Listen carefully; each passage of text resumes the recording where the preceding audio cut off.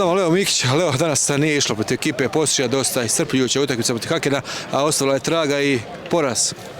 A da, nažalost, evo, desio se poraz nakon duže vremena. Danas nije bilo dobro. Ništa nam nije išlo za nogom i težak poraz. Nema puno vremena za žalovanje, već za 3 dana nova utakmica, ovaj put gostovanje kod Rudara u Prijedoru. Tako je, da, i hvala Bogu da odmah dolazi utakmica. Ništa ovo odmah što prije zaboraviti, fokus na Prijedor i nastavljamo dalje. S nama Ilija Mašć. Ilija, borba danas 90 minuta protiv ekipe Posušja koja se predstavila u sjajnom izdanju i Posušje nakon dugo vremena slavi u Mostaru.